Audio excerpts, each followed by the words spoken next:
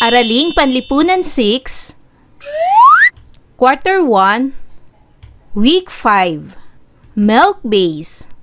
Ang paksa ng ating aralin sa araw na ito ay napapahalagahan ang deklarasyon ng kasarinlan ng Pilipinas at ang pagkakatatag ng unang republika. Hello kids! It's me, Teacher Frel. Don't forget to subscribe, like, and share, and hit the notification bell for the latest video. You can also follow my Facebook page, Teacher Frel TV.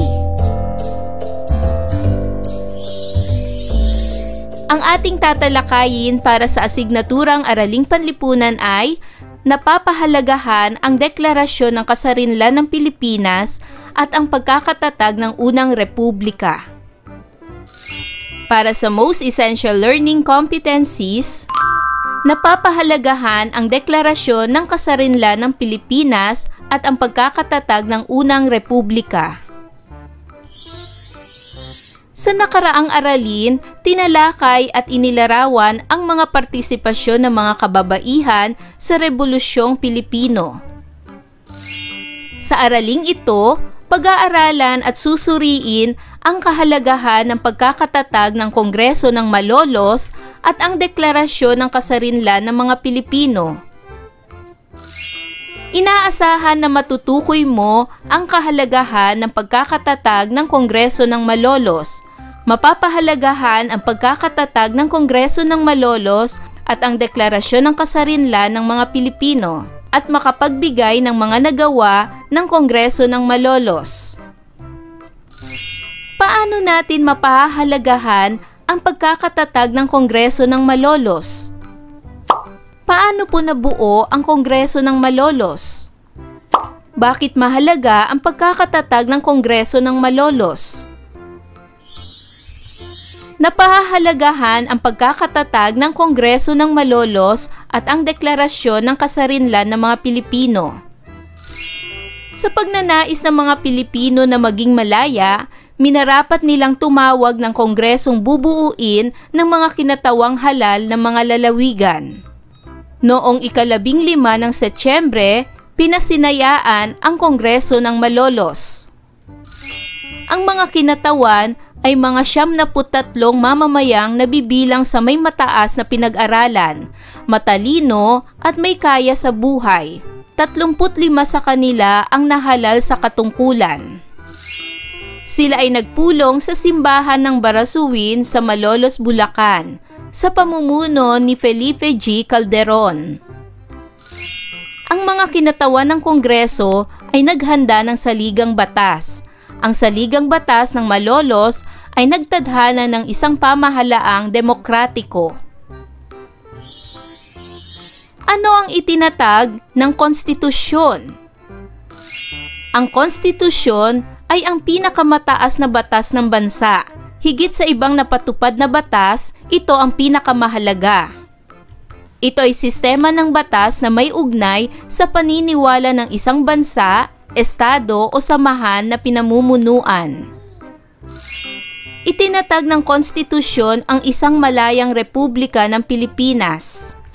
Pinasinayaan ang unang republika ng Pilipinas noong Enero 23, 1899 at si General Emilio Aguinaldo ang nahalal na unang pangulo nito. Ang pamunuang militar ng mga Hapones ang namamahala sa paggawa at pagpapatupad ng mga kautusang pampangasiwaan at nagpapatibay ng mga batas.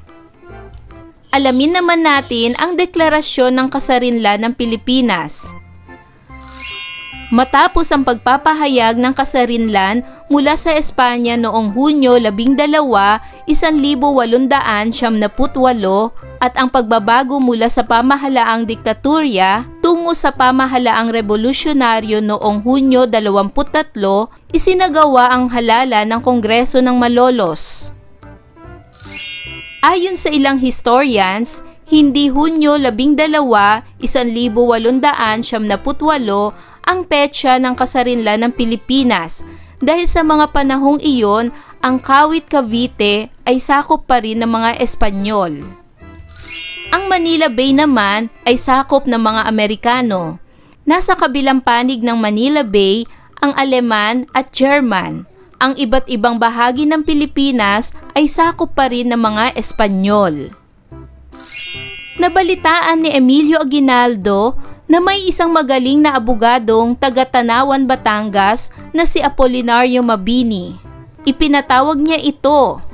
Dahil siya ay isang lumpo, binitbit siya sa duyan ng ilang tao sa loob ng 3 araw na paglalakad.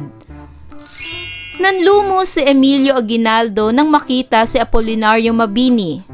Ngunit dahil sa magaling at matatas magsalita si Mabini, kinain lahat ni Aguinaldo ang lahat ng kanyang sinabi. Ayon kay Apolinario Mabini, mali na magdeklara ng kalayaan dahil magulo pa sa Pilipinas. Maidedeklara ang kalayaan kung may pangkalahatang kapayapaan at kung may kikilala sa ating bansa na tayo ay malaya na. At nabuo ang Kongreso ng Malolos. Inayos niya ang kongreso na pinasinayaan sa Barasuin Church sa Bulacan. Nagkaroon ng pagtitipon na bagamat idineklara ang Philippine Independence ng Hunyo 12, 1878, naging formal ang deklarasyon noong Setyembre 15, 1878. Nagpadala ng ambasador sa iba't ibang bansa. Hindi kinilala ng Amerika ang deklarasyon kaya nawalan ito ng bisa. Ngunit sa buong Asya, Pilipinas lang ang naglakas loob na magdeklara ng kalayaan, lalo na't sakop pa rin ng mga kanluraning bansa ang ilang bansa sa Timog Silangang Asya. Ang pinagbatayan nito ay ang Malolos Constitution. Ngayon ay gawin na natin ang mga pagsasanay. Para sa pagsasanay bilang isa, ito ay crossword puzzle. Sa pagnanais ng mga Pilipino na maging malaya, minarapat nilang tumawag ng kongresong bubuuin ng mga kinatawang halal na mga lalawigan. Punan ang crossword sa ibaba sa pamamagitan ng pagtukoy sa inilalarawan ng bawat bilang. Alamin ang mga salita na tinutukoy sa bawat pahalang at pababang pangungusap. Para sa unang bilang, siya ang nahalal na Pangulo ng Kongreso. Sino siya? Magaling! Siya ay si Aguinaldo. Para naman sa pangalawang bilang, tumulong kay Felipe Calderon sa pagbuo ng Kongreso. Sino siya? Magaling! Siya si Arellano. Pangatlong bilang, uri ng pamahalaang itinadhana ng Kongreso ng Malolos. Ano ito? Magaling! Ito ay demokratiko. Pang-apat, siya ang namuno sa pagtatatag ng Kongreso. Sino siya? Tama! Siya si Calderon. At para sa panglimang bilang, ito ay bayan sa Bulacan kung saan itinatag ang Kongreso. Saan ito? Tama! Ito ay sa Malolos. Para naman sa pagsasanay bilang 2, itinatag ng Kongreso ng Malolos ang isang demokratikong pamahalaan na may 3 sangay. Punan ang diagram sa ibaba tungkol dito. Ang 3 sangay ng pamahalaan ay, una, tagapagpaganap o ehekutibo. Ito ay tagapagpaganap ng mga batas na ginagawa ng lehislatibo. Ito rin ang nagpepresenta at nagpapatupad ng mga bagay na dapat gawin sa bansa. Gumagawa ito ng gabinete at nagbibigay utos sa puwersang militar. Ang pangalawa naman ay ang tagapagbatas o lehislatibo. Sila ang gumagawa ng mga batas. Sila ay nagpupulong upang pag-usapan kung anong mga batas ang kailangan na ipasa sa Pilipinas. At ang pangatlo ay tagapaghukom o hudikatura. Sila ang naghuhukom sa mga nagkasala at sila din ang nagpapasya kung constitutional ba ang isang batas. Sila ay nagpupulong upang pag-usapan ang pagiging constitutional ng isang batas. Para naman sa pagsasanay bilang 3, puna ng bawat patlang ng angkop na salita o parirala mula sa mga salita na nasa loob ng kahon upang mabuo ang mahalagang impormasyon. Ang mga salita na nasa loob ng kahon ay lehislatibo, Bulacan, Matalino, Laguna, Demokratiko, Gabinete. Para sa unang bilang, ang lugar ng Malolos ay matatagpuan sa lalawigan ng... Tama! Ito ay matatagpuan sa lalawigan ng Bulacan. Pangalawa, ang saligang batas ng Malolos ay nagtadhana ng isang pamahalaang... Tama! Ito ay nagtadhana ng isang pamahalaang demokratiko. Pangatlo, ang kapangyarihan ng tagapagpaganap ay nasa Pangulo ng Republika ng Pilipinas sa tulong ng kanyang mga...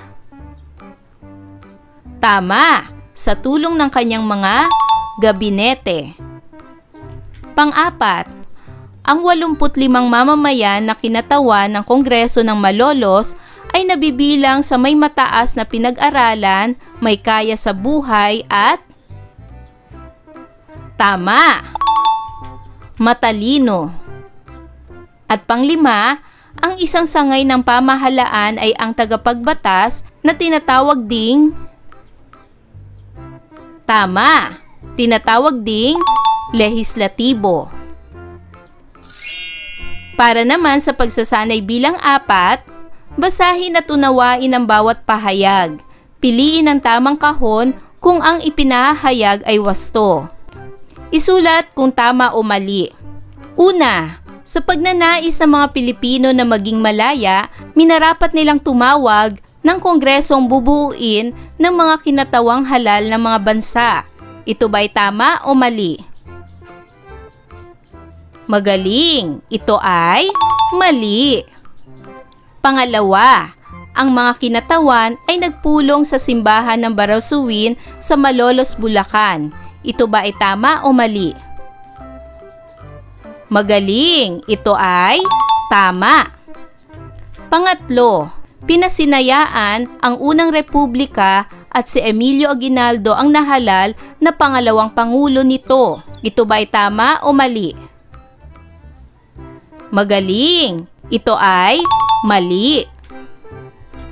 Pang-apat, ang itinatag na republika ay binubuo ng 3 sangay, tagapagpaganap, tagapagbatas, at ehekutibo. Ito ba ay tama o mali? Magaling! Ito ay mali. At panglima, ang kongreso na pinanguluhan ni Pedro Paterno ay may 2 halal na kalihim. Ito ba ay tama o mali? Magaling! Ito ay tama. At para naman sa pagsasanay bilang 5, basahin at unawain ang bawat tanong. Isulat sa kwaderno ang sagot. Unang bilang, kailan pinasinayaan ang Kongreso ng Malolos?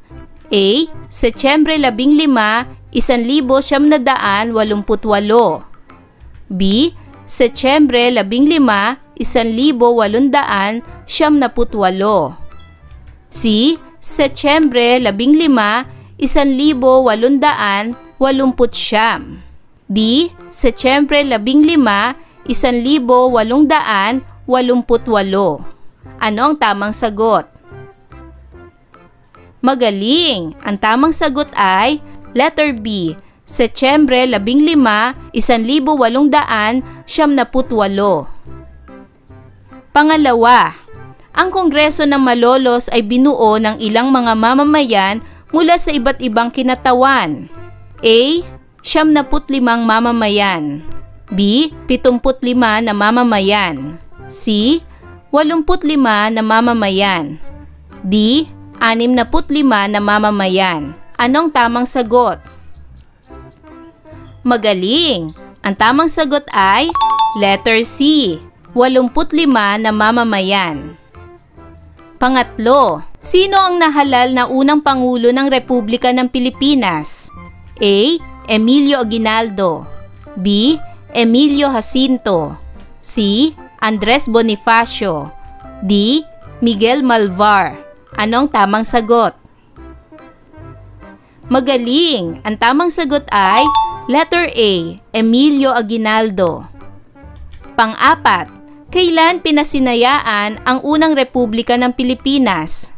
A. Enero 20, 1899. B. Enero 21, 1899. C. Enero 22, 1899. D. Enero 23, 1899. Anong tamang sagot? Magaling! Ang tamang sagot ay letter D. Enero 23, 1899. At panglima, alin sa mga sumusunod ang hindi naging sangay ng unang Republika ng Pilipinas? A. Tagapagpaganap. B. Hudikatura. C. Pangalawang Pangulo. D. Tagapagbatas. Ano ang tamang sagot?